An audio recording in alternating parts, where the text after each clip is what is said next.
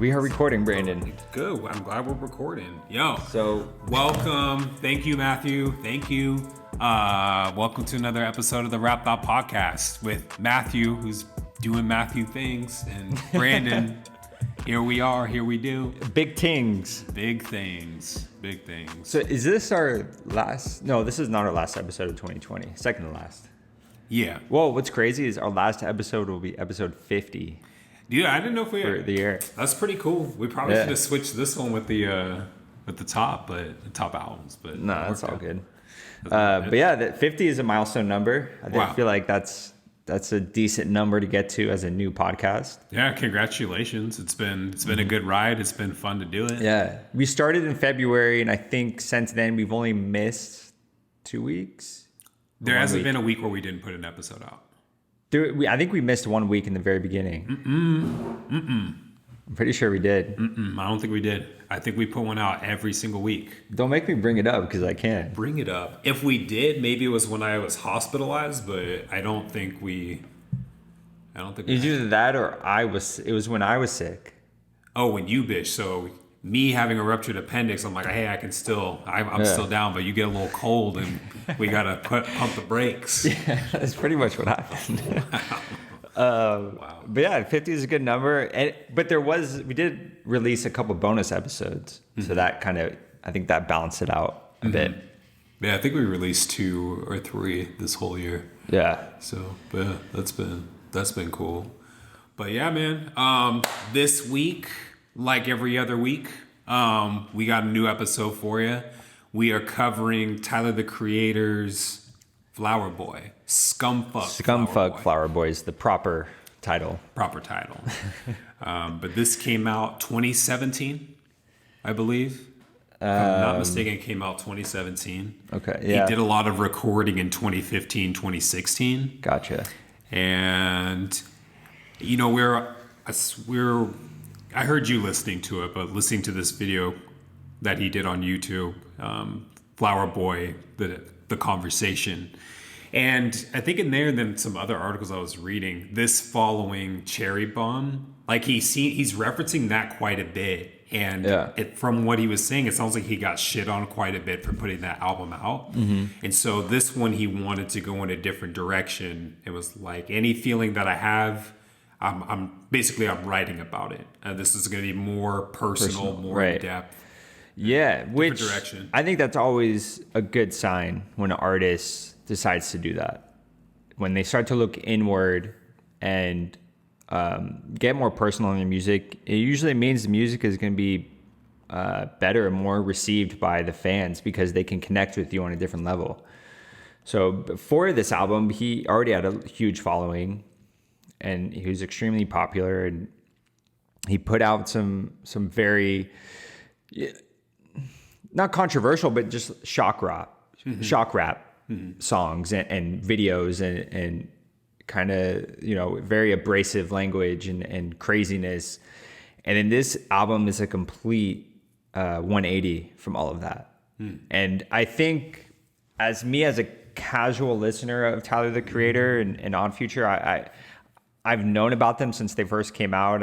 I've listened to a lot of their projects, but nothing ever grabbed me really. I thought it was cool. I liked their energy more than anything. I wasn't so in tune with music, and I've never listened to this album before doing this episode. I kind of tuned Tyler the Creator out and Odd Future after a while. I was just like, okay, it's getting a little redundant for me, just the shock rap and doing crazy shit. And I didn't understand them. I didn't understand Tyler the Creator. He was just too wild for me. And that made sense because the music he put out wasn't personal, so you didn't understand who he was. And in this album, I get a much better sense of who he is, and it allows me to connect to the music more and appreciate it more. It's kind of a good time for someone like us to kind of come in to see him, because we both like more when an artist really opens up and you can see who they are on the inside. And so of all the albums to do, this one was a good one for us. I'm on the same page as you as a casual listener of them, where I've heard a couple of their tracks. I know a few of their members. I know they had a show out on Adult Swim, and I never really watched it, but it seemed like that kind of shock factor. Kind of not along the lines of Jackass, but somewhat like a cousin to it. So I didn't watch too much Jackass back in the day, so I wasn't really too interested in this show. Yeah. But there were some tracks that Tyler has put out that I've been interested in. So I like Yonkers. I started listening to parts of Goblin, and I like when artists do a track that like they're dealing with this inner demon of themselves, and that's the vibe that I got with Goblin. So I definitely want to finish off that album.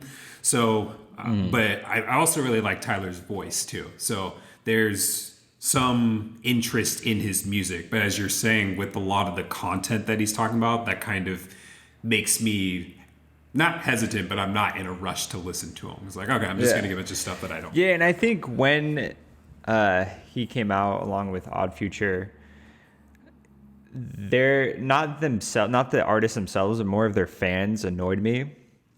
And they were so like, they were just so over the top with their fandom for Odd Future, and just anything they did was godly and the best music out and the most creative, and it was just too much for me. Their fans put me off to a lot of their music, and I was like, okay, you guys can have that. I'm gonna step away and not try to be a part of that, because it was just too crazy for me. They were just so wild, and I didn't understand it.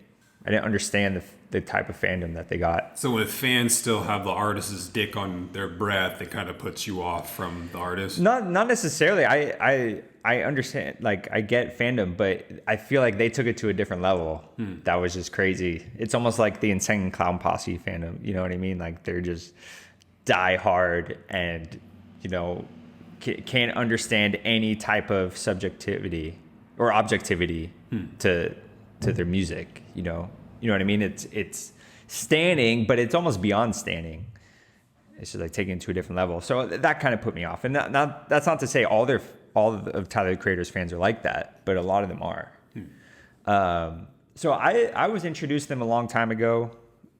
Even before I think Goblin came out, I knew about Odd Future, and I was watching videos of Earl Sweatshirt and the group making music. Like you said, I liked other artists in the group. I was into Mellow Hype.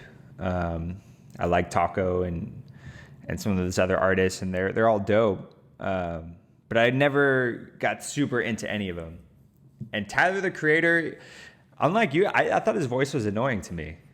It was too, not deep, but it was just like, I feel like he was putting on a show too much, and he's trying to be this voice that's not really his. What's interesting is he doesn't like his voice. Yeah, he said that in the interview. He doesn't like his voice. So I think he was saying in 2006, 2007, in a lot of his music, he was toning it down so it was higher pitch, and then 2008 and up, he was doing a lower pitch. Higher pitch and then a lower pitch, and now he's kind of vibing with it. Maybe I like his voice because it reminds me of mine, but I like how he carries things with it. I don't know. I think it's cool for the deep voicers out there. Right. It makes me feel pretty good. So I don't know. Yeah. So I was actually excited that this album came up because I haven't listened to it before, and because I've heard so much about it. I've heard it praised by everyone, even like the hip hop heads appreciate this album. People who are super into lyrics and dope beats, they can look at this and appreciate it. But I've also heard that a lot of people don't even consider this a rap album because there's not a lot of rapping on it. It's a lot of singing, and they put it more in the R&B category with a little bit of rapping, as opposed to rapping with a little bit of R&B. They said the same thing about Igor, which came after this album. Yeah, I haven't listened to that either. Yeah, but I just remember that flying around quite a bit. So I kind of like to do the kind of I'm curious to see what some of your pre-thoughts are going into it, so I can kind of look out for it. Like kind of what were when you were listening to this, like the first listen, what were some things that you were kind of like, what did it give you? And also going in not having heard this. Yeah, going in not having heard it, I didn't really know what to expect because I hadn't listened to Tyler the Creator in so long. that I had no idea where he was at.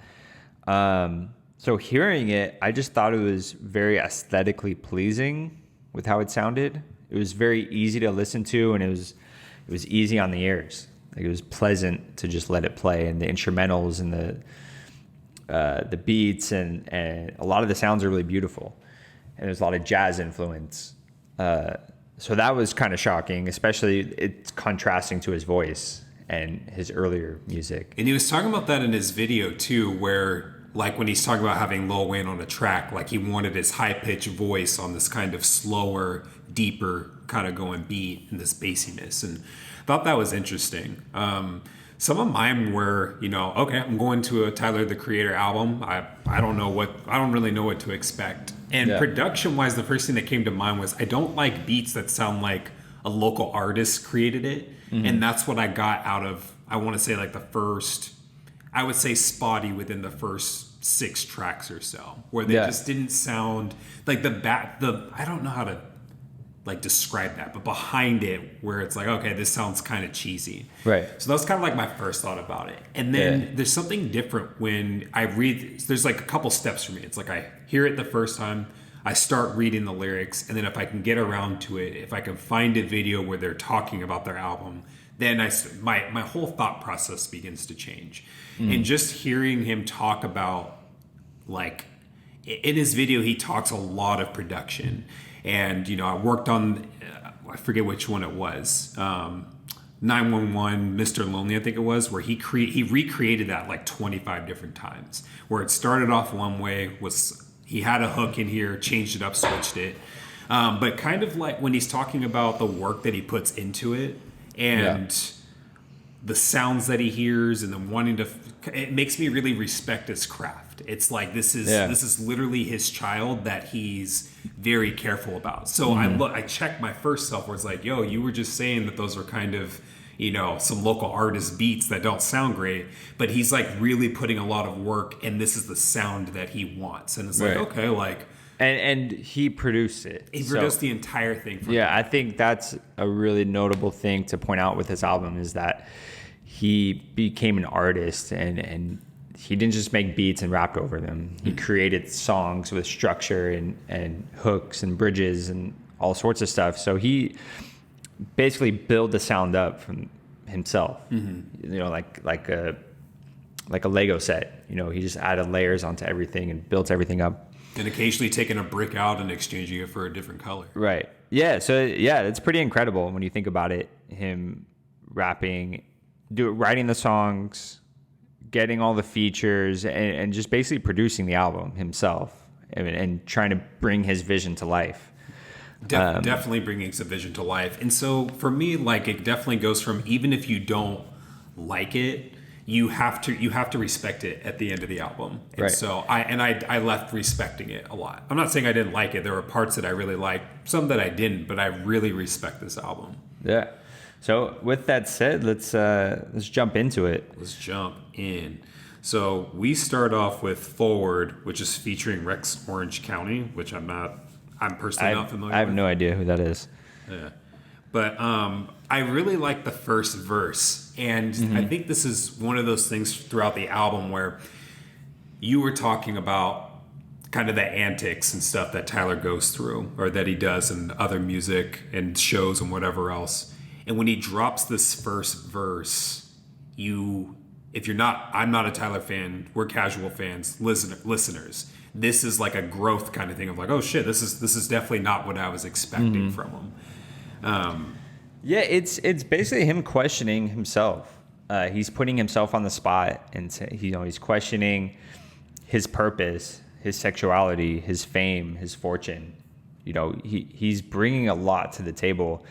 And one thing I noticed throughout this whole album, and it starts off with this intro, is he references cars a lot. It almost seems as if the center point of all of his materialistic needs, it starts with a car. Like that's the center, and he needs to have fast, luxurious cars. And he references that in the song. He says, "How many cars can I buy till I run out of drive? How much drive can I have until I run out of road? How much road can they pave until I run out of land? How much land can can it be until I run into the ocean? And you know, he and throughout we'll mention it in other songs, but he brings in cars a lot and driving. But those are really deep lines. You know, how long can I go at this pace, or how long can I go at what I'm doing before I run into a wall and it all comes crashing down? And I feel like, and he mentioned this in an interview.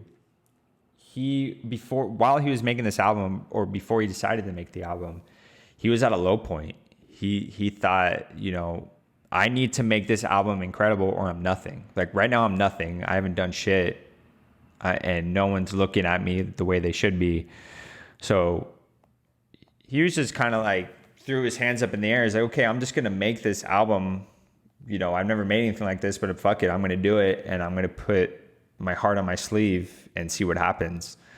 And I think that's what artists are supposed to do. They're supposed to, you know, put themselves into the art. You know what I mean? Obviously, there's artistic ways of creating a character, like an MF Doom. You know, that's not necessarily Daniel Dumile. He created the character, but with Tyler the Creator, he came to a point where he needed to just put himself in the music. And yeah, all of that. I mean, I really like how it takes us behind the scenes, you know, of him chasing success and going into that with going into depth with really relevant metaphor, as you were saying. And one of the other lyric that really caught me was, how many raps can I write till I get me a chain? How many chains can I wear till I'm considered a slave? And that one just has, it's so layered for me because, you know, as you're saying, like there's all this drive to do this and to be successful. But at the same time, like, am I chasing success and doing it? Is this for myself or is this to maintain a certain image? So am I becoming a slave to my own music and my own craft? And I thought that was really deep. And I kind of like how the second verse goes into like taking advantage of life. Yeah. And not letting his ego or his possessions define him in reference to all of that. Yeah, he comes off of as a very self-aware person. He's, like you said, he's aware of his voice and how a lot of people might not like it. He doesn't even like it. He's aware that he's being materialistic and that it's not really the best thing by buying all these cars, you know, luxurious cars. He knows that it's not going to give him what he needs. But he does it anyway. And I think that's one of the main things about this album is it's an album of contradictions. It's an album of light and dark. So the cover art is really bright and flashy and it's, you know, has a lot of colors, but there's a lot of dark lyrics in this album. And there's a lot of talk about suicide and depression and being alone and being lonely. And even in the intro track, he says, you better not drown, keep them 10 toes up, because if them 10 toes down, that means that you fucked up. And that's when I swim in. So that's a crazy image to put in your head, because if you're in a pool and your toes are down, that means you're dead. You're just floating. Yeah, if you're 10 toes up, lifeless in the pool. Then you're also on your back and you're lifeless. That's, you know, laying in your casket, being dead. This to tie that into the album title, Flower Boy, like it makes me think of, you know, the rose that grew from concrete, and just this delicate flower that's, well, in other words, like this really delicate flower that really is making its way and growing through a lot of adversity and stuff like that. Like to, you know, imagine just this rose that's making its way through concrete and looking for nutrients and becoming this beautiful thing. Then you don't normally see roses grow out of rock or concrete or anything like that. So it just makes you think of this very delicate journey and growth. That's actually a great transition into the next song, Where This Flower Blooms, featuring Frank Ocean. And like the title says, you know, this is him. He's starting at who he was before the fame and the fortune, before he became the Tyler the Creator that everyone knows. He says $80 profit from the coffee I poured, rent a car calling every day, nobody home, they're knocking out on the door. So he worked at Starbucks before he got on, and used to rent furniture from Rent-A-Center, and just having to live that lifestyle of not having anything, and working as a barista. And he's talking about where he comes from and his humble beginnings. And it wasn't handed to him. Like, he created his own lane, and he created his path that he's on now. And he sums it up by saying that he started from the bottom and bloomed into a tree that spreads the nutrient, or this part I'm adding, but that he's spreading the nutrients and sustenance through his branches, because he's saying, he's like, I've turned into a tree and extending out through my branches. So he's passing it down to everyone around him. And I thought that was pretty cool. He's also talking about just like paying homage, as you said. He's giving it to his come up. And I really like how he says it by, I went from a statistic to a millionaire, just because there's so many statistics about young black men not being able to make it. And he's basically saying, like, I can enjoy the sunshine now. I can ride him with the top down. I'm glowing right now. I'm blooming. I'm still growing. I can pass it down to other people and make sure that they grow too. So there's a lot of growth in this track. Yeah. That I thought was... one of my favorite lines is, ain't nobody fucking with T, but that just may be my ego. But don't be too cool, you might freeze. Because fools get stuck in the cold. Man, look at that ice. Shit weighs a ton. So he recognizes that he has an ego, as most rappers should. And it's almost, expected. A rapper should have a large ego and declare themselves the best MC ever. So that just comes with the territory of having that job. Oh, of course. And you have to, have to be the But then he's recognizing, hey, don't be too cool, because then you're going to freeze. And when you're frozen, you're stuck in a moment and you can't move, you can't grow. So he's recognizing that he has to battle his ego and he has to restrain it.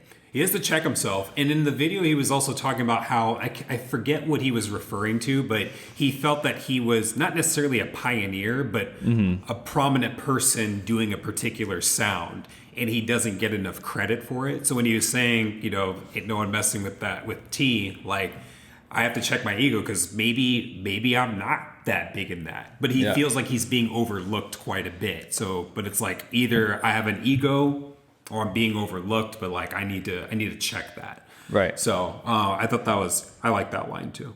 Yeah, and I really like the Frank Ocean feature. He sounds great on it. I think we have to give credit to Tyler the Creator. He can sing as well, and when he does sing, it's it's kind of like, whoa, is that really him? Can he really do that? Yeah. Which is great. I love that he has that talent to do that.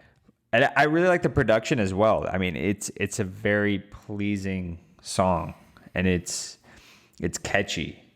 And that's one of the things he said in the interview that we're watching, is he listened to a lot of pop music when making this album, and he went to clubs and studied how people reacted to certain songs and to certain parts of the song, and when things are catchy and when they can sing along. So he's taking all that into account, and he's being very aware and very purposeful with his music. And he's doing it through every single track too. So I think he was saying his influences were Justin Timberlake and Pharrell were two of them. Yeah. He was trying to embody into his music. And then track 3 is Interlude. It's a radio host who gets a call in, and it's pretty funny. I'm not exactly sure what the purpose of it is, of having this interlude on here, but it's pretty funny. It's funny, but he's the radio interview is just, each person is just like, hey, got a call on the line, taking requests. The person on the phone is kind of taking their time to say something. It's like, oh, okay, well, fuck this guy if he's just gonna fuck around on my phone. But then the dude eventually speaks up and said, so he asked him like, well, what song do you want? He's like, oh, I want the song about me. Right. And so then that segues into track 4, See You Again. And this one kind of has Tyler, or the person on the phone, just like in their feels a little bit. And there's just someone that they really love that takes their mind off of everything. but it doesn't sound like they're together. It's like Right. this person is elsewhere. You're daydreaming about this Right. person, and You're chasing them. you're chasing them in your What dreams. What did you think about the harmonies and the melodies in this song? How did you feel listening to this? How did I feel about this one? I didn't really like the singing in it. Yeah, the Caliucci's part or his part? I didn't like the kind of low pitched Yeah. singing in that. And I think this one kind of has. There's one I wrote down some notes where it had a lot of repetition, but Yeah. I wasn't feeling the singing part of it. I didn't mind. I thought the lyrics were kind of cool, but it wasn't anything. I actually really enjoyed the melodies. I think this is a fun, even though it's kind of a depressing song. You know, you're chasing after someone, your loved one that you can't have or you don't have at the moment, and you're sad about it. But the melodies were very bright and welcoming, and I get visions of lots of yellow when listening to this, and I enjoy listening to it. Just like it's pleasurable. It's I like the melodies in it, and I don't mind Caliucci's. I don't mind her chorus. You know, it's to me it's a little bit catchy, and it's you can sing along to it. So I really enjoy this song. And yeah, he has some good lyrics. He says, it's them rose-tinted cheeks. Yeah, it's them dirt-colored eyes. Sugar, honey, iced tea, bumblebee on the scene. Yeah, I'd give him my bakery to have a piece of your pie. I don't care for any of that. Like it's too descriptive for my taste. I like the description. I like, it's very fantasy, or he's dreaming, so it's gonna be a little bit overindulgent and a little bit over the top with the details, but I think it fits with the song. I just feel like there's stuff. I mean, what if I said before, like drops of Jupiter in her hair? It's like, what the fuck does that shit mean? So if you're talking about bumblebees and whatever else, like that shit doesn't resonate with me. But it is what it is. It's too fantastical. It's like fairies and yeah, because fairies don't exist. So like I'm not thinking of fairies when I think of the people that I love. But sugar, honey, iced tea, that's a real thing. I've never had sugar, honey, iced tea. So I don't. But you've had pie. You know what a bakery is. Yeah, but what if he's talking about like lemon meringue or key lime? I'm not fucking with that. So be specific with it. But I mean, bumblebees, they're cool to look at when you're in the park reading a book, but I don't know. It doesn't. I think he's trying to set a mood with that descriptive language of daydreaming. It's a daydreaming song. So you think of things that are not really reality. So when I disagree with this, I don't mean to it's not a blanket statement. It just doesn't settle with me. I don't care. Right. You and everyone, cool. Cool. But I don't care. Yeah. I think it's a good sounding song. I like the structure of it. I like the singing and then going into the verses and then back to the singing, and yeah, I think it worked really well. I think it's a good song. One of the things I caught was when he said, "Wonder if you look both ways when you cross my mind." I was like, "That's a Kendrick lyric," but whatever. So on "To Pimp a Butterfly," it's in the later tracks. But I don't know. But things like, "Can you make this kiss last a long time?" Because I'm like, man. But like, because I'm about to go to war. Like when I think of that description, I can go with that because I see him. He mentions reality in that a couple words before, and it's just him kissing and being in love with this person is a distraction from what the hell's going on. It's like, I'm about to go to war. Maybe he's about to go to work in a couple hours, and it's like, yeah, this fucking sucks. I hate my boss. I'm about to deal with these lame ass customers all day. So that type of description I think is all right, but I don't care about bumblebees. Gotcha. So, but yeah. So next we go to Who Dat Boy. Who Dat Boy? Is it a rhetorical question or not? I don't think it's a question at all. It's just Who Dat Boy. He mentions it later. Featuring A$AP Rocky. In the video, he was talking about how he wrote this track for Schoolboy Q and was like, oh, maybe A$AP Rocky will hop on it. And then Schoolboy Q wasn't interested in the track, but A$AP Rocky still got on it. So I thought that was kind of that's a cool little tidbit. Yeah. This is definitely when the album starts to pick up. It's a banger. You can definitely see this, playing at the club. It's a lot of bass. It's a cool track. I didn't really care for A$AP Rocky's verse. It didn't really do anything for me. I liked a few of the lines when Tyler says, it's running, I'm running shit. That cherry be the bomb like he ran in Boston. Won't stop till the cops come surround him. You know, so, some little clever lines right there. So, yeah, I mean, this track is just all bar raps. Like, Yeah, it's not, he's barring out. He's barring. He's having a good time out there. But this one was actually, when I mentioned how some of the tracks can sound like a local producer made it, I thought of this song. Yeah. And this is supposed to be his banger track. Like, you Right. hear the first 4 songs, and all of a sudden this one comes in. He probably could have got a better banger from a different producer to fit this. Not to say that he can't make a banger, but yeah, this one was not my favorite beat on the album. Yeah, there's just 2 elements to this song that I can hear where I'm like, I just don't like the quality of it. But and that's the thing, like with me going through my process of this. So this track's a good example. So this one, I was like, man, I'm not really feeling it. But then in his interview, he was talking about a picture by this photographer named Jonas Bendixen. And the photograph, it has this, we'll just say there's this boat to the left, and then there's a bunch of people on this beach, and they're all kind of looking in different directions. And the woman that's foremost in the picture, she's kind of looking like towards where the picture's being taken, but past it. Like as if something's approaching, but you can't see it. And so what he was saying was like, what I liked about this picture, it inspired this track because I wanted to create that theme music for what she's looking at and what's coming on.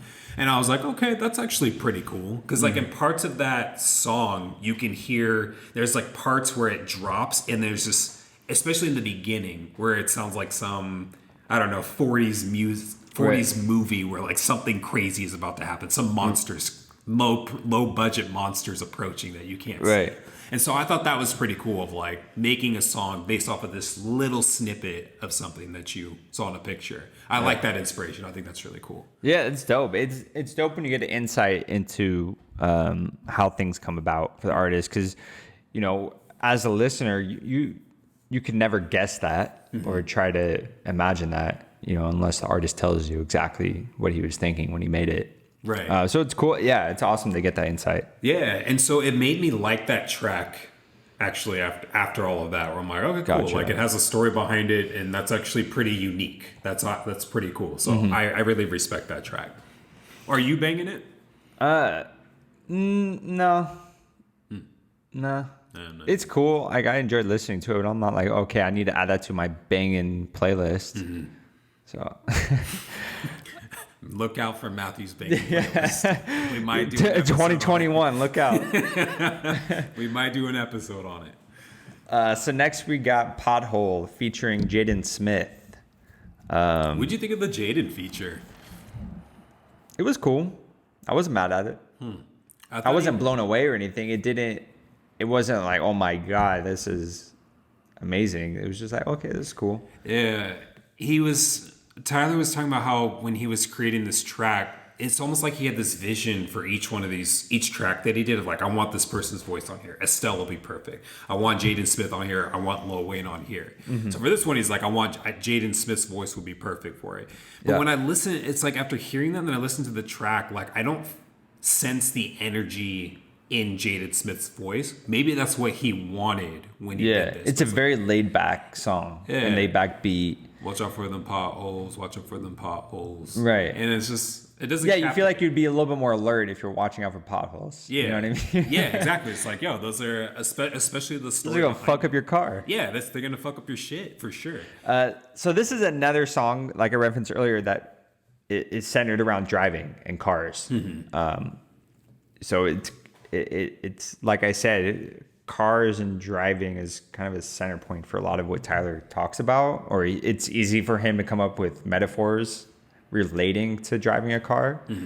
So obviously the song is, yes, he's talking about, you know, watching out for potholes, but really it's about avoiding things in life that might hinder him or slow him down, right? Or that might hurt him. So it's a cool. I like that concept. I think that's a really cool concept to make a song out of. I think it is too. And when I think about, so today we went out shopping and, you know, listened to some country music was on in the background, and we were talking about like there was like 7 tracks worth, and they all referenced, they were all about a girl. Most of them referenced a truck. One of them mentioned a Chevrolet, but it was like all about love and heartbreak.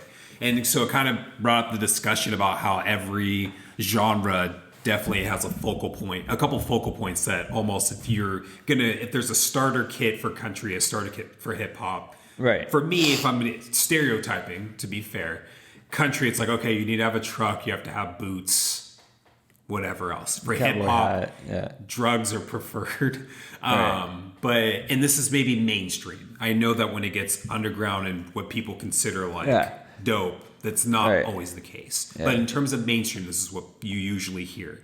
And so I feel like for the cars, it's like, well, what's the one thing you hear about in all rap music? That's like, you made it and you got this and you're dope as shit. You have a car, you have Nikes, you are out of the drug game. Maybe you still do it in the side. And then you have girls too on the side too. But this is when he's talking about this track, he's referencing his mom, where in the beginning she was like, hey, you need to watch out for this person, that person. Mm-hmm. He's like, no, I got this. It's all good. Right. But then there were things that he's in retrospect can see like, yo, she was right the whole time. And I really got to watch out for these people. So I like the one reference that I like is that when it's like he runs into an old group of friends and they're he's doing good, but they're not so much. And kind of like, I want to help them, but traffic keeps going. And so I could get stuck here if I don't get back on the road right now. Right. And I thought that was pretty cool. Yeah, he's got some really cool concepts in here. He does reference, not being a follower. He says, since everyone is a sheep, not everyone here is cool. Man, rather drown in the pool by myself. He'd rather die than be a sheep and follow everyone else. He likes doing things his own way. Yeah. And, he also talks about being simple and just wanting a simple life. He says, I just want a garden and that Batmobile, good health, success, time on earth worthwhile, find somebody who loved me and raise a couple of lizards. Mm-hmm. All he's saying is that I want to have wealth, success, I want to have a family and just be left alone and do what I want. And that's kind of his aspirations at this point, because he's gotten everything else. He's gotten the cars. He's gotten, he can hook up with whoever he wants to. He can, and we'll get into this later. He has, the world at his fingertips because he's wealthy enough where he could pretty much do whatever he wanted, which can be a problem, which we'll face in a later song. But for now, it's like, what's beyond that? Pretty much is like, I want to be healthy and have a family. Mm-hmm. That's pretty much it. That's really all you could ask for at that point. But in this journey in life, you got to watch out for the potholes. Exactly. Things will come up. The line that came when he was talking about his friends was, now do I stay? Do I go? That's my dilemma. And traffic is picking up. If I don't leave, I'm going to get stuck. Yeah, I don't know. I just really like that. Because, as we're in our 30s now, and it definitely, you get to a point where you have to watch out for people that as you grow, you naturally distance from people as you move along. And then there's parts along that journey that you have to end a relationship sooner than its natural progression may come along. And so it kind of just makes me think of that. There was a friend like I had in high school that I let go. And part of me regrets it because he's not doing too great now. So you kind of wonder like, man, if I was still in this corner, I wonder how he would be doing. But you'll never know. But I had to do it for myself. So right, yeah, that makes sense. Mm-hmm. So next we have Garden Shed featuring Estelle. I like the Estelle feature. Yeah. I like the singing. Yeah, it's a great song. I like her singing. I think she does a great job. It fits really well. Mm-hmm. So this is a song about not hiding from things. He's trying to convince himself to not let whatever is holding himself back take control. He says, you don't have to hide. I can smell it in your eyes that there's something more to say. And I from, digging a little more into the song, I think this is more of him trying to come out about his sexuality. And I think it's a big thing for him, but that it's a really powerful way for him to do it through a song like this. It's not so in your face. It's very metaphorical, and you have to read into it and look at the garden shed as a closet. You know, when people say he's coming out of the closet, he's using a garden shed in its place. So yeah, it's a great song, and I think he talks about his struggles and struggling with his sexuality, and you know, he didn't have friends around him to kind of help him navigate that. He was trying to figure it out on his own. Yeah, I thought this was a pretty powerful song. Like I said, I really like Estelle on the track. There's when she's going through the if I could, like that part was my favorite part. But this song, yeah, you're right. Like the whole garden shed is synonymous with the closet and him coming out. And some lyrics that he says is, "Them feelings I was guarding, heavy on my mind. All of my friends lost. They couldn't read the signs. I didn't want to talk and tell them my location." And so he's kind of talking about, I mean, when I was reading his lyrics and listening to the song, I just imagined this field full of flowers. And I imagine this garden shed like off to the side. And everyone out here is kind of frolicking in the field and collecting all the flowers and running along. Yeah. And he's off hiding in the garden shed because there's some stuff that he's going through that he doesn't quite want to share with them yet.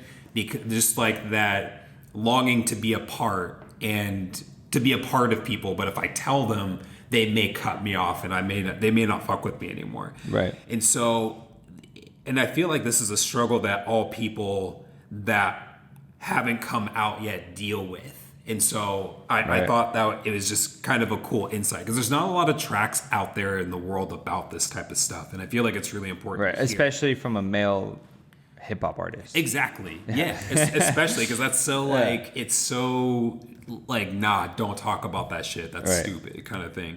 But, you know, he's talking about, you know, when he was a kid and he would try to shrug it off. And we call that, there's a term for that called masking. And so when you have something and you're trying to mask it with something else so it doesn't catch people's attention, you don't want to be the center of attention. You don't want people to see this because you still want to be accepted. And so he even says things, you know, he tried to mask his feelings by bagging. Bagging is in like, I'm going to pick up a couple girls and do these things so that I can brag to the boys so that they don't see anything else. So I can still fit in with them. And and I said earlier, like he says that this is a critical topic, and yeah, powerful. Like I said before, I think, you know, he's being very honest with himself about his journey of coming out and things that he's experienced and what he's gone through. And it's a really beautiful song. I love the guitars in it. I love the structure of the song. I think the guitars give it a lot of character.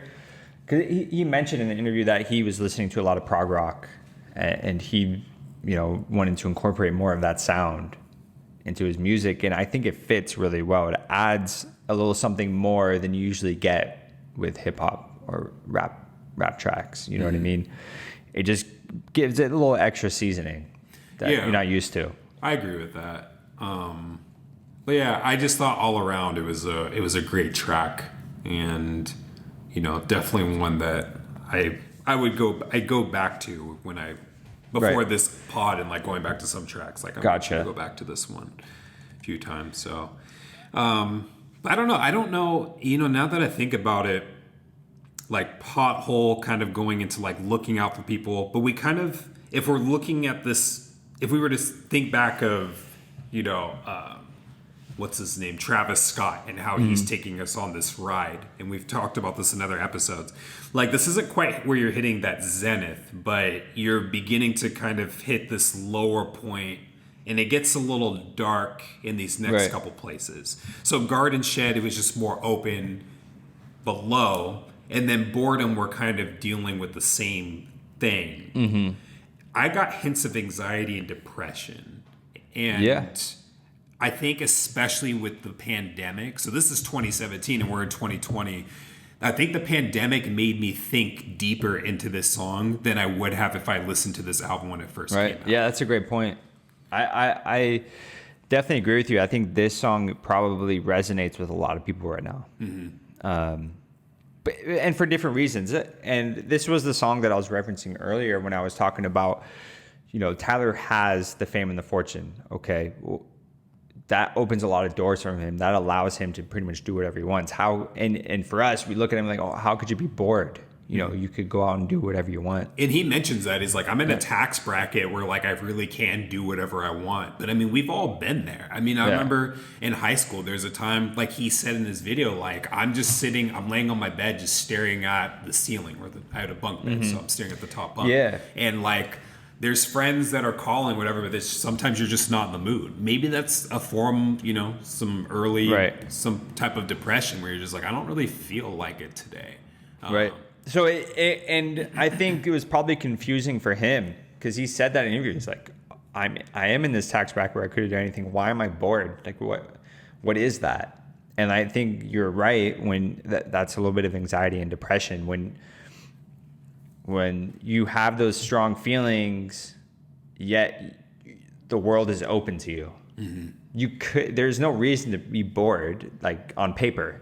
Mm-hmm. You know, in this instance, Tyler the Creator should never be bored on paper. But if he's going through something in his mind or in his life, then yeah, maybe he doesn't want to deal with anything. Maybe nothing is exciting him right now. Nothing interests him. So yeah, he's going to sit in his room and be bored. The way I envisioned this track was like, you know, kind of putting myself in his shoes where I'm laying on my bed looking up. And then the chorus being like this inner voice yelling out to you, like, find some time to do something. Like, just get out and just go do it. Because sometimes, like, even in this pandemic, where it's like, you know, like with going to the gym, people say just showing up is half the battle. Like, once you get to the gym and go through the doors, you're more likely to work out than sitting at home and being like, man, should I go? Fuck it. Like, if you just go, you'll probably do something. Yeah, that's a great point. That is a valuable lesson for right now, because there are a lot of people that are bored, even the ones that are not furloughed and they're working from home. It's like, and you can't really go anywhere. You're still stuck at your house after you're done with your work. It's like, what do I do? Just watch Netflix again? Yeah. You know what I mean? And how boring is that? And so I think you're right, where with the course of the song is, find some time, go do something. It doesn't matter. Go, get a hobby that's outside of your house or something, figure it out just to enliven you a little bit. Yeah. But that's what I got from the chorus. It's just like this inner voice that's like, yeah, we know it sucks, but just go do something. And, that's not always the fix for anybody and everything. Like for me in this pandemic, it's just sometimes I'm like, the voice is like, yo, put your shoes on. And I put the shoes on, I step outside, and then I'm walking around the neighborhood. And so even though I don't really want to go, at the end of the day, I'm like, I'm actually kind of glad that I did that, because, I don't need my hips hurting from sitting in the couch all day. Yeah, exactly. But yeah. It's a great song. I like the beat a lot. I like the sound of it. I like the hook. It's really catchy. Like it's a dope song. So just sit back and vibe to it. Yeah. And then the next track is I Ain't Got Time. And I don't know, at first I was singing, with following this two tracks, it almost seems out of place, but then maybe not. Like if you're talking about like, man, I'm bored, and then you finally find the energy, it's like, yeah, man, fuck this, I ain't got no time. And then you just get yourself amped up and do something. Well, it goes back to how I described this album in the beginning. It's an album of contradictions and light and dark. So that song before is I'm bored and I don't know what the hell to do, to I ain't got time for no one's bullshit, I'm out doing shit. You know what I mean? I think it works well after boredom. This definitely, like you said, on the roller coaster. Now we just hit a low point. Now we go straight up, and we're going to a high point because it's a banger. It's definitely more upbeat and it has a lot of energy. So it kind of almost like jolts you back into the album. Yeah, and be like, okay, there's a lot of energy here. Yeah, and to be honest, like it's not particularly a track that I enjoyed. I feel like, I don't know, Tyler's bangers aren't really they're not for me. Like I'm not gonna like, oh man, this party list, like this is going on here. Maybe I would throw this one on him, not for me. But but I like the energy in this track though. Like he's just basically saying, he doesn't have time for people that doubted him, shutting haters up. Especially people that said he should be doing something else. I like the kind of subtle, like the jab that he advanced of like, you didn't do a deal with me, but Converse did. So, things are cool, kind of your loss. But yeah, it's basically it's a track aimed at people shitting on his forward progress, essentially. Yeah. And so you got to have that. And I think you got to talk your shit. Yeah. And it fits in with the rest of the album. Yeah, I think it fits in. Absolutely. He said, I like his lines. He said, Nat Turner would be so proud of me because all these motherfuckers got their style from me. I bet they all looking from the crowd at me. And if I asked them, they would bow at me. And, he's talking his shit. He's saying, Nat Turner would be like, yeah, you're doing good. Yeah. You're leading all these people. All these people want to be like you. You're setting a good example. Yeah, I just thought that was dope. Ooh. And then number 10, 911 slash Mr. Lonely. With Frank Ocean and Steve Lacy. Yeah. Steve Lacy's also, he's part of the band The Internet. Okay. Yeah. I didn't know his name, but I do. Yeah, he's super dope. He has a couple dope solo albums as well that I really enjoy. I need to pull up the pictures on this one.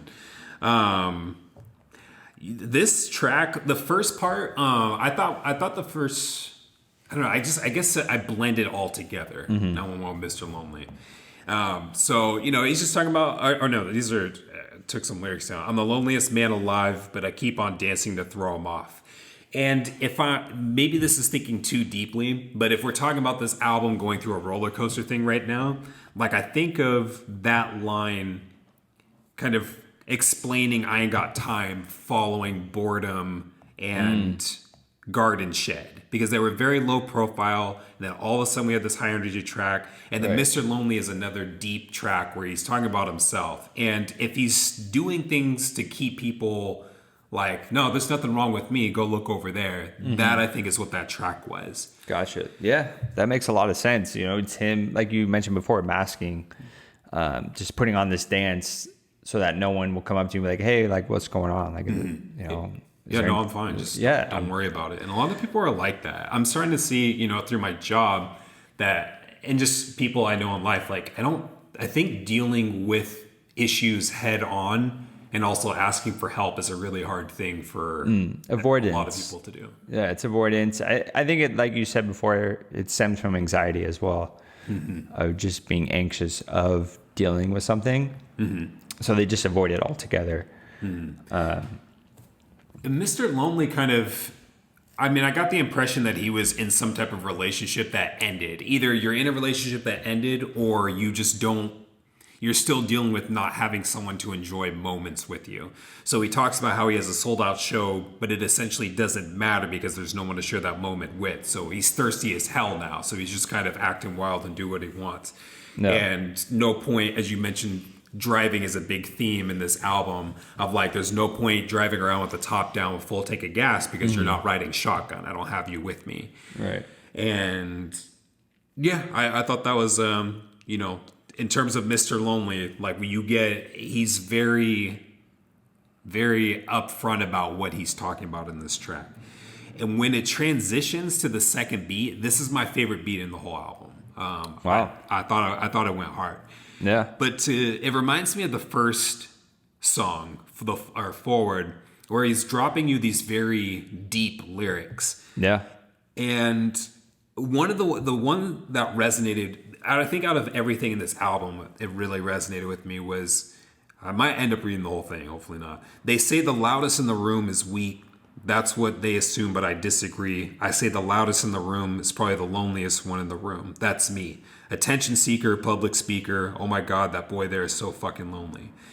And, I kind of have had this thought of the people that are the loudest in a place are usually the most insecure that I've seen. So let's say you have two people that, I don't know, I'm thinking of two people that may fight or something. Yeah. And the person that says like, I'm not going to go into that. So if someone listens to this, they'll know what I'm talking about. But but I just think that the person, to me, in my experience, the person that's the least quiet, that's the most quiet, probably has a lot more to offer. But it's like humbleness of like, I'm not gonna put my shit on the table. Everyone that's upfront and just gives you everything at once, they usually don't have much to offer at the end of the day. Right. I think, well, he's trying to make a distinction between weak and lonely. And I think those can go together. They can be related, where if you're lonely, you're probably going to be weak. You know what I mean? And if you're weak, you might be lonely. But he's talking about like doing that. So if this person is being Right. They say the loudest woman is weak, to but mask like the hurt, like the stuff that they're dealing with. Exactly. So he's compensation. But he says I disagree. He says the loudest in the room is probably the loneliest. Yeah, I'm wondering if he'd agree with that though. Oh no, he clearly says he doesn't. But I'm not saying. I mean, no, I am saying. I'm not saying that they're weak. I'm just saying that they don't have as much to offer as they're putting out there. Yeah. And so, but I feel like to not have a lot to offer also sits with being lonely. You're compensating for things that you don't have. Whether if you are lonely, if someone else wants to argue if you are the weakest, what I'm going to argue is that you don't really have a whole lot to offer. Like you're just putting it out there to make it seem cool to get people's attention. Right. Kind of thing. Yeah. You know what this verse reminds me of as we're talking about it is a Royce the 5'9" song from the Book of Ryan, Strong Friends, where the song is check up on your strong friends.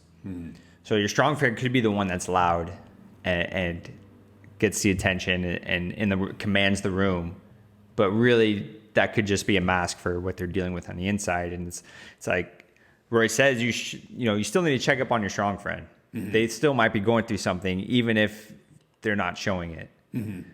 So I feel like that's a very relatable to what Tyler is talking about. For sure. Because he for sure feels like no one's checking up on him. He has the fame. He's performing in sold out shows. He's doing all this wild shit. It's like who's gonna call him and be like, hey Tyler, what's going on? Yeah, no, I agree with that. Like I lost one of my best friends a couple years ago to suicide, and he was one of the strongest people I know. So that definitely has been a check on me to be like, if you notice that if you're having a heart to heart with someone and they're not sharing as much, try to tap in a little bit more, because there's some people out there, your strong friends, that they may cover your ass when you're down, but you don't know how they're actually covering their stuff. You may think, oh man, they helped me out. They probably got their shit all together. Right. Who knows? So definitely check up on your strong friends for sure. Yeah. And before we leave this song, he does mention cars again. He says, I know you stick with me talking about cars, but what the fuck else do you want from me? That is the only thing that's keeping me company. Purchase some things until I'm annoyed.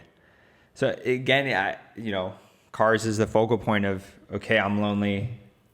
None of my friends are around. I'm just going to go buy another car and drive really fast. And hopefully that'll fill the void. But it's that instant gratification though. Yeah. It's just like you get something, you're super excited, and then it wears off. And it doesn't mean just because he's rich, you can do that. You can be poor and do the same thing where you can go buy McDonald's to feel that. You know what I mean? Or you can go buy some cheap thing, but you're trying to fill a void in the meantime. Oh yeah. Oh, definitely. We go into Dropping Seeds, and I think it's an interesting track just because it's just bar raps from Lil Wayne, and I actually like Wayne's verse. I like Wayne's verse too. I thought it was great. I'm not a huge Wayne fan, but I liked it. I mean, the last couple, we've done some albums with Wayne verses, and I've enjoyed them. I thought they were cool. Like I wasn't mad at it. I'm not like, oh, I can't listen to Lil Wayne, because I used to be like that. When I was in high school, I was like, oh, I don't want to hear any Lil Wayne. But now listening to it, I'm like, oh, this is dope. Like, he's funny. He's got some dope lines. I mean, I feel like, don't crucify me, people out there. Like, I feel like there's a reason why younger generations that didn't grow up, that aren't the age, same age as us, why they say like he's the GOAT, because this is like their generation's worth of like someone putting together really good bars and tying it to really good tracks and being part of like really big featured song, being the feature of big songs and carrying their weight. So I mean, I respect what he does and see why he has the clout that he does, and it's deserved. He's entertaining to listen to. He's a good listen. But Tyler wanted him. I said earlier, like Tyler wanted him on this track because he wanted his high pitched voice with this slow kind of beat. But he essentially just told him, like, rap about flowers and all this shit. Like, he didn't really give him much. Right. So, but it was a dope track, Dropping Seeds. Number 12, November, which we just ended, and we're now in December in real life. And like at the time of this recording, which this year is just going by so quickly. Yeah. But anyways, so wanted to bring up something. During a meeting we had at work one time, we talked about gatekeepers and the friend voice. Mm-hmm. And gatekeepers are those people in your head that, let's say you have a phone call and you're like, at the end of it, you're like, man, did I say the right stuff? Did I crack? Was the joke that I cracked, was it stupid? Was the thing that I said ridiculous? Like, the gatekeeper is supposed to be this person that is just judging and making you feel self-conscious about anything that you did, said, or about to do. And so then there's the friend voice, where the friend voice comes in and says, no, Matt, like, your wine tastes delicious. You put so much time and ingredients and all this stuff into it. Like, no, it's fine. Your wine doesn't suck. So that's what the friend voice comes in. It comes in to kind of support you against the gatekeeper. It's like the angel and the devil on your shoulder, telling you two different things. And so from November, I got a lot of gatekeeper voices in this track. And so the first verse, he's just talking a lot about, just, is the IRS going to pull up and count my stuff and I messed up? I don't know. Like, there's another one where he says, I like how he references old tracks. So he says, like, his track 7, which is Garden Shed, is that going to make me lose my friends? And so he just addresses all these things that he's basically self-conscious about. And I thought that was a cool track. So he tries to go back to his happy place, which is an event that took place in November. He doesn't give details. Right, what that is. Yeah, but on Genius it says like, oh yeah, November of 2016. Like, his favorite memory was skating with his friends and doing a bunch of stuff. And so I was like, okay, cool. I don't know where you guys got that from, but I'll roll with it. But basically November brings him out of dark spots and puts in refocus. It's like, it's a memory that he can hold on to make him feel better if he's in a dark place. I love this song. It's one of my favorites on the album. I just love the vibe to it. It gives me old school vibes. It sounds like it could have had some 90s influence to it. And I really like the verses. He talks a lot about, himself and what he's going through and questioning, if he's doing things right, if he's headed in the right direction, if he's good enough. Is he going to end up right back in L.A., Ladera Square, I think it was? Right. Just basically being back to being poor and... Right. So he has those feelings. He's a human. So even with all the success he's made, for up-and-coming artists or like young rappers, they probably look at him and it's like, how could you even think like that? You've made it. You've sold millions of albums and you tour around the world, and it's like, what else could you possibly ask for? And for Tyler, it's like he doesn't feel like he's done enough, or he's like still has so much more to give or so much more to prove. It's a really dope song, and I really like at the end when he has the different members of Odd Future kind of talk about what their November was, what that thing that gave them that amazing feeling, and they're all different. And one of them was, I got a Stan Getz record, or it was seeing another artist live, or it was performing with Lil Wayne. It's all those moments that stick in their mind that they can always go back to. It's very much like Peter Pan, where after you get the pixie dust, you have to have a happy memory in order to be able to fly. It takes more than just being sprinkled by Tinkerbell. So I thought that was an interesting one. Yeah. Matthew, aside from being born into it, do you have a November? Man, that's a good question. You should have given me that question before we started recording. Man, it's always best on the spot. I would say my November would be a soccer game with my club team, and I don't even think it was a playoff game or anything. It was just a regular season game, but the way we won. And I remember running down the field to celebrate with the player that scored, because usually keepers don't run to the other side of the field after we score. You stay in the box and you celebrate by yourself. But for some reason, I felt urged to run and jump and celebrate with our player that scored. And I always remember that. Like that was a really good feeling of like joining them, because usually I don't get to do that, and I just like wanted to do it. I have to say. Maybe I have a couple Novembers, but a recent one was last year. We took a trip to Colorado, and it was really cool because it was very spontaneous. So one of my favorite things was like we went to Glenwood Caverns for any Colorado listeners out there.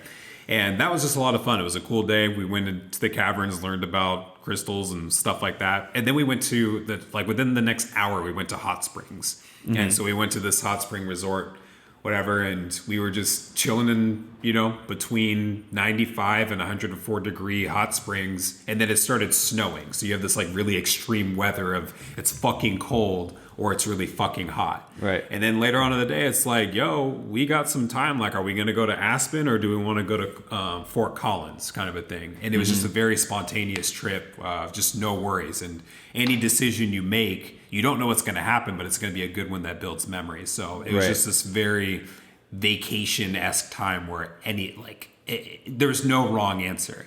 It was just going to lead to some new journey. So that's kind of my November. Oh, yeah. So cool that's shit dope. Like that. Glitter 13. Glitter. Yeah, another dope song. I really like the Pharrell influence on this.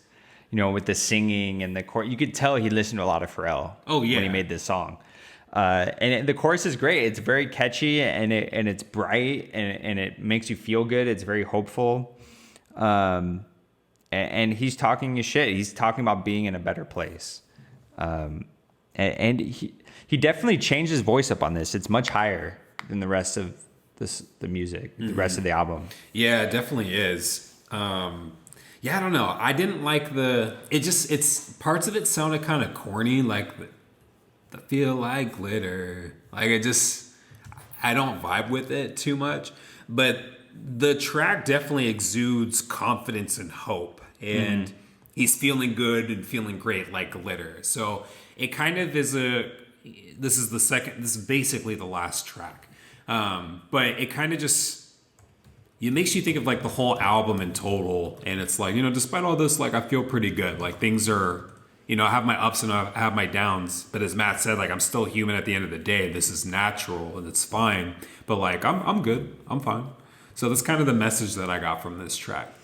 Yeah, I like his lines. He says, they ain't build me up, so I block them like Lego. Feeling glitter, feeling good and great. Got the burner, got the heat, like weight. Got the shit, it's all up on the hip. I'll use it on myself on the day you dip.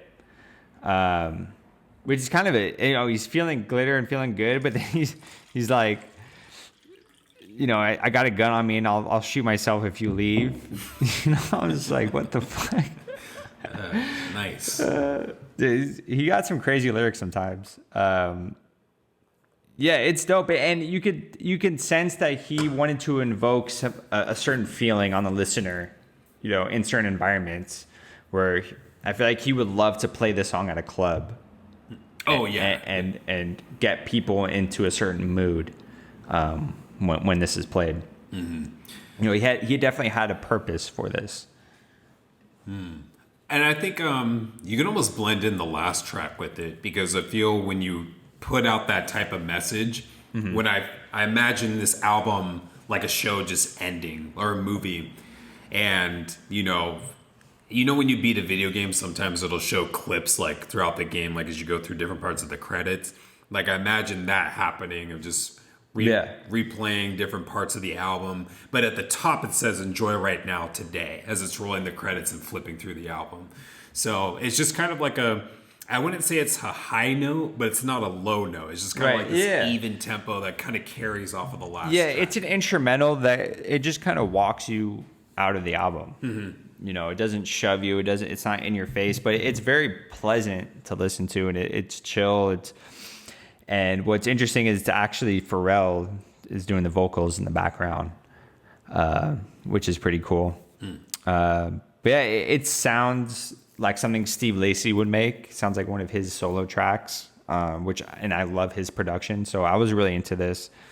I like when albums end this way, where I can just vibe and kind of, like you said, with getting images, now I can think, about the album that I just listened to, and I can kind of just go through it, as opposed to ending with a banger. It's like I can't process the album. I'm listening to the banger and that's it. This gives you a little bit of a moment to process, because when you finish an album, you're on to the next thing. You're not sitting there in silence processing the album and thinking about it. You know, it's like, okay, what's the next song I'm going to put on, or what's the next album? That's how I am. I don't know how you are, but I don't sit in silence and process. So I really enjoy this coming out with an instrumental to give me that time to process. Yeah, I mean, I thought in terms of, you know, a kind of concept-esque album, I feel like this fits very well with that. Yeah, I'm looking at the album right now, and, you know, the kind of looking at the cover, it's like there's clouds, there's bumblebees, there's sunflowers. He's kind of looking off in the distance and everything, and, you know, kind of think of this song playing. I was like, okay, that fits pretty well with it. It's the ending. So That's the end of the album of Flower Boy by Tyler, the Creator. So what was your overall feeling after you finished listening to this? Yeah, and like I was saying, like I kind of had feelings in parts. So there was times when I first heard it, I was like, I'm not feeling this album very much. Yeah. And then I gave it a couple more listens and I was like, okay, this is all right, but I definitely don't see it within my rotation. But then watching his interview explaining the album and then just seeing how much effort and work he's putting into it and all the changes that he made, it's like, this is not just an album that he was like, all right, I'm just going to, you know, do these low-key local producer beats and then put it together. It's like, no, man, like he had an image and he really put some thorough thought into this. So even if you don't like it, it's like, no, that's what he envisioned and he put that into it. And what I really like about it is that it's not trying to appease me. It's like, kind of fuck you, Brandon. You don't have to like this. I'm putting out what I want. Right, and exactly. I think that's really cool. And you could truly get a sense that he was not trying to appease anyone. He was literally making music for himself. About himself. For himself. You know, it wasn't for anyone else. It wasn't fan service. It wasn't to gain respect of his peers and be like, oh, I want to be, you know, recognized as a lyrical spitter. It's like, no, he just made music that came out of him and he built it from the ground up. He built the sound, which I respect a lot. And the feeling I got from after listening to this album, you know, all the way through maybe 4 or 5 times is I feel I'm left with a sense of hope after the album. You know, there's a lot of dark moments on here. There's a lot of moments on here where it's self-deprecating and questioning himself and why he's here and, you know, looking down on a lot of things. But it gives you the sound of the album and the cover gives you a sense of brightness and hopefulness. You know, so it comes back to that light and dark. So my overall feeling is it's like being inside of Tyler's head for a little bit and just seeing him as a human and connecting with him. Like all antics aside and everything, like him as a actual, like being. Yeah, he seems like a really cool person to hang out with through this album. If you just look at his antics and his music videos and you'd be like, this guy might be kind of annoying to be around. But then listening to this, you're like, oh man, I could for sure connect with him on a lot of stuff. Yeah, and just kind of like we got out of the album, it's just like all, whether if it's ego, whether if it's materialistic possessions, whether if it's the image that you put out there, like it shouldn't necessarily define you as a person. You should get to really know the person before you make those types of judgments. So even if it's the person putting those things out there, so kind of an interesting take on that. Yeah, but it's a dope album. I understand why it's held to such a high regard, and I understand the notoriety that it got. I understand why fans love it. I get it. It makes sense to me. It's still not something that I'm going to be playing all the time, and I'm going to have it in my rotation. But I will look back at that album and be like, yeah, that's a dope project, and I respect Tyler, the Creator. Do you find yourself going back to any of his old projects or checking out any newer stuff that'll come out? I'm interested in Igor. I've heard a lot of good things about it, so I'll definitely check that out. I haven't listened to it yet, but yeah, I'm definitely want to listen to his newer stuff. You know, what he has coming out. I feel like in getting to know him, I want to go and see what his other work is, just to even compare the two. Like, okay, I know him for this based on what I've heard in the past. now I'm seeing him growth through, his flower growing, whatever. So I kind of want to see what he grew from. So I'm kind of interested in going back to see what that progression. Yeah, I'm more interested in what he's gonna come out with in the future, not necessarily going back, because I think he's so talented. And I feel like he's getting better with every album. So, or I don't know, but I'm assuming Igor is dope as well, and he had a huge hand in it. So I'm assuming he's even going to get better from there. And that's kind of my guess on that.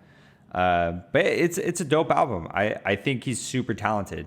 He's probably one of the more talented artists on his level in terms of just artistry of producing, rapping, making songs, singing. You can kind of do it all. Oh yeah, he's very talented, and I think I think what he's doing is pretty cool. So yeah, but I definitely want to take a peek at a couple past albums, and maybe I think it is. I think I could say it's challenged me to, if he drops an album, be like, oh, it's just Tyler the Creator, like to actually, let me see a couple tracks here, see if there's anything I may like. So I think I'd be more interested in his newer work, but kind of want to see where he came from.